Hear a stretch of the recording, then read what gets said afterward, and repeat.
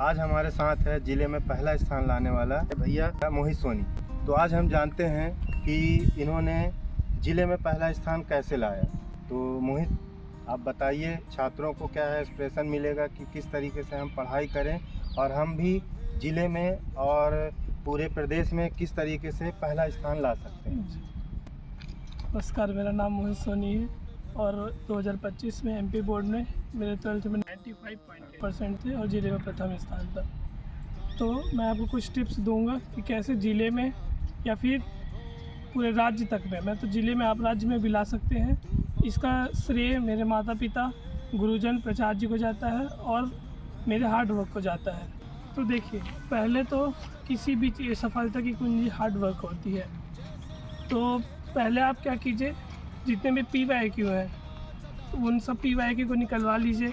सबसे पहले तो सिलेबस मालूम होना चाहिए, क्योंकि सिलेबस नहीं मालूम होगा पढ़ना क्या है तो कुछ नहीं बनने वाला। इसलिए पहले सिलेबस निकालिए, देखिए कि किस टॉपिक से कितना आता है। फिर PYQ देखिए कि किस टॉपिक से ज़्यादा आ रहा है, किससे कितने नंबर के आ रहे हैं, किस टाइप से। फिर क्या कीजिए, अपना सिलेबस कंप्लीट कीजिए।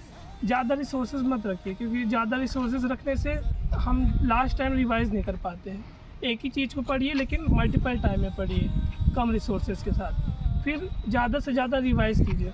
और मैं कहता हूँ जैसे इंग्लिश है, तो इंग्लिश बहुत लोगों की याद नहीं होती, तो पहले आप याद कर लीजिए, देन उसके बाद उसको लिखिए, क्योंकि लिखने से ज़्यादा इम्प्रूव होता है। तो लिखिए और मैथ्स को ज़्यादा से ज़्यादा सॉल्व कीजिए।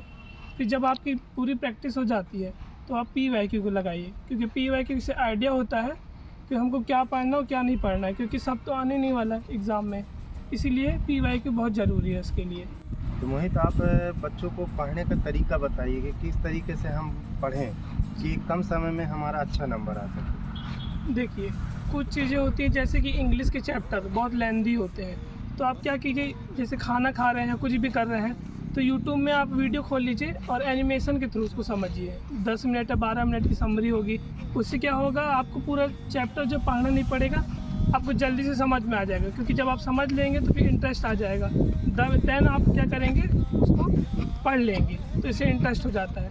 फिर कुछ लोग जैसे टाइम टेबल है कि टाइम टेबल कैसे करें, तो देखिए सबका अलग अलग टाइम टेबल होता है।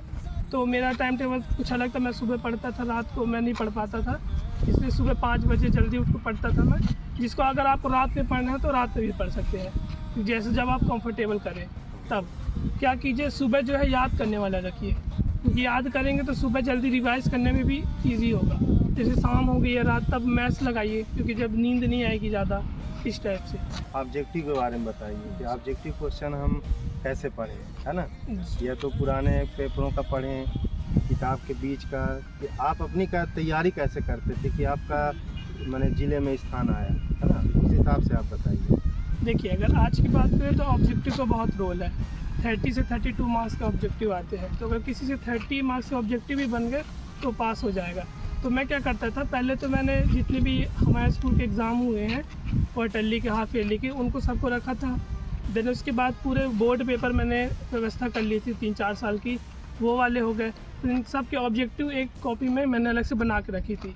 फिर उसके बाद आजकल क्या है कि NCERT से ऑब्जेक्टिव ज़्यादा आते हैं, तो NCERT के 20 से एकदम मैंने ऑब्जेक्टिव को निकाल के बनाया था। लगभग फिजिक्स के 500 सबके, केमिस्ट्री, मैथ्स, फिजिक्स के। देन उसके बाद क्या, उसको रिवाइज़ किया मल्टीपल टाइम। उससे मैं देखा कि वही ऑब्जेक्टिव बार बार रिपीट होते हैं, तो ऑब्जेक्टिव से यहाँ मतलब मेरे लिए ज़्यादा गलत नहीं हुआ था ऑब्जेक्टिव। और कोई सलाह आप देना चाहते हैं बच्चों को? देखिए, पढ़ाई तो ठीक है, लेकिन पढ़ाई के साथ अनुशासन ये होना चाहिए, संस्कार भी होने चाहिए। और क्या, अपनी सिचुएशन को समझना चाहिए। हंसी मजाक तो ठीक है, वो ठीक है, थोड़ा कर लेना चाहिए, ऐसी बात नहीं कि बिल्कुल नहीं करना चाहिए। लेकिन आपको ये रियलाइज़ हो कि आप पढ़े, जैसे कि कोई भी फेस्टिवल होता है तो हम बिल्कुल उसी में बिज़ी हो जाते हैं।